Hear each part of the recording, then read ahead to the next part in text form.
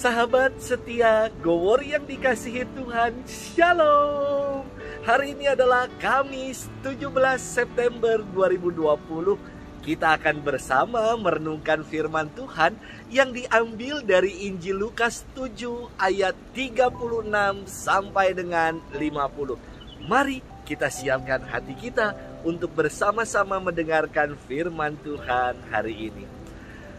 Haleluya, haleluya, haleluya.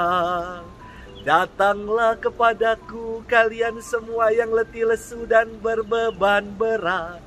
Aku akan memberikan kelegaan kepadamu.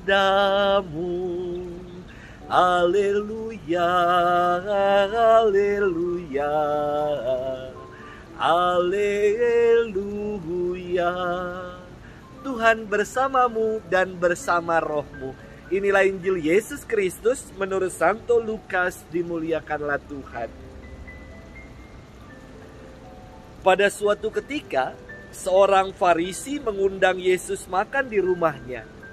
Yesus datang ke rumah orang Farisi itu lalu duduk makan. Di kota itu ada seorang wanita yang terkenal sebagai seorang pendosa.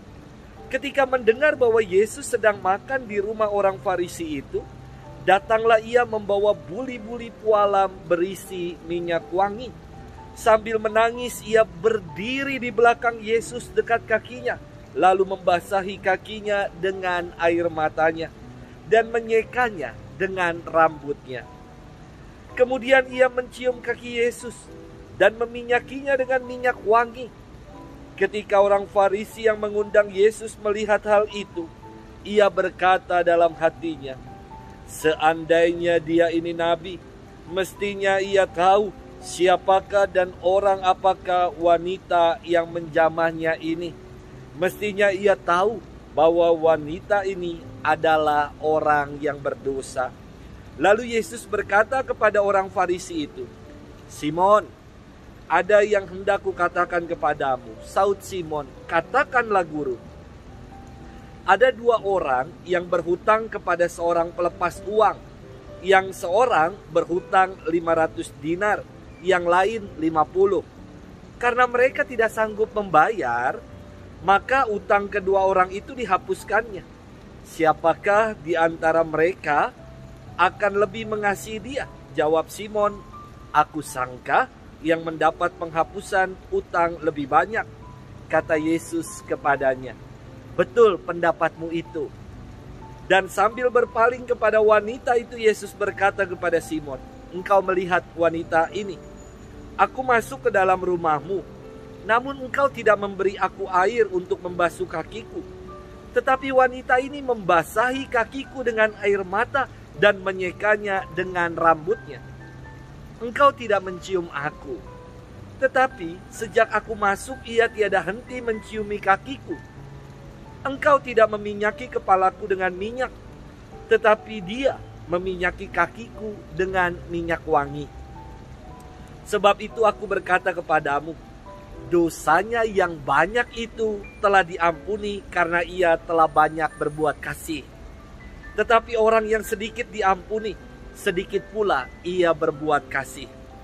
Lalu Yesus berkata kepada wanita itu, "Dosamu telah diampuni."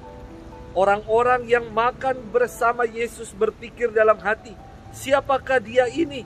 Maka ia dapat mengampuni dosa."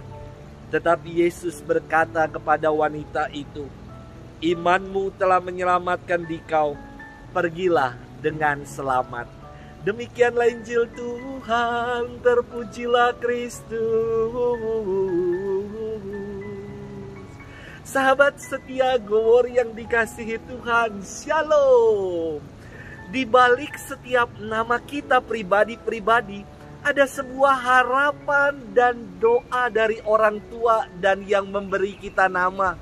Contoh, saya diberi nama Lucky. Dari kata Latin Felix, yang berarti keberuntungan, kebahagiaan, dan kegembiraan. Inilah harapan dan doa dari orang tua saya.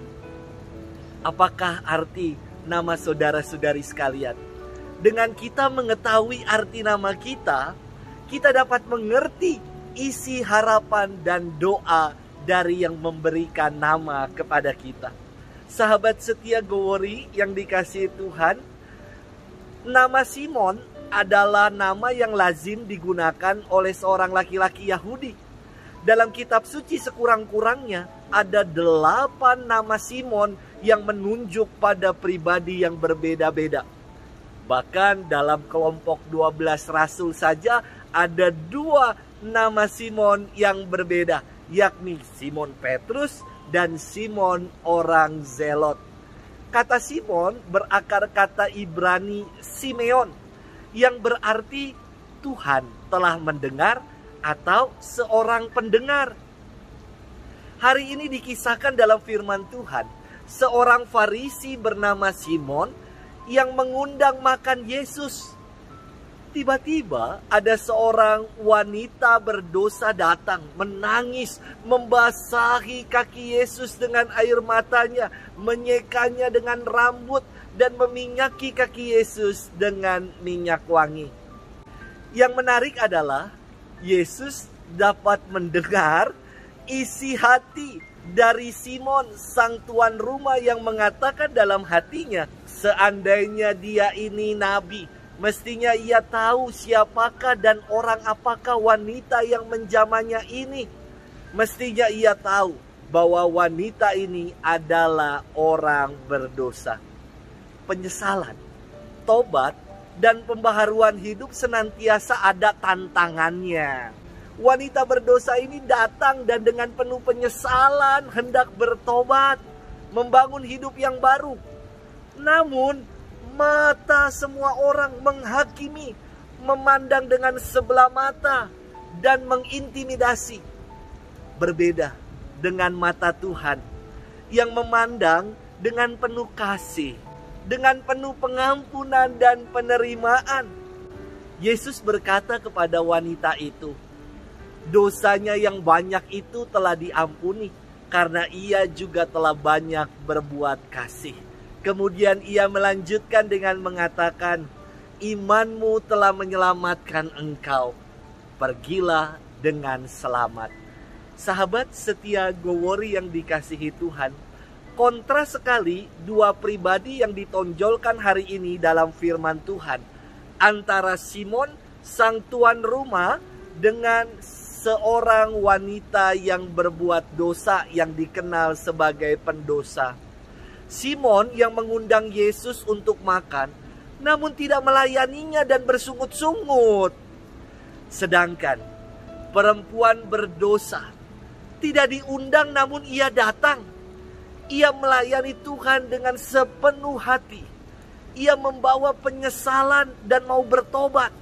Sahabat setia Gowori yang dikasihi Tuhan, maka tadi kita dengar di dalam firman ketika Yesus menyampaikan perumpamaan tentang 2 orang yang berhutang, yang satu berhutang banyak, yang satu lebih sedikit.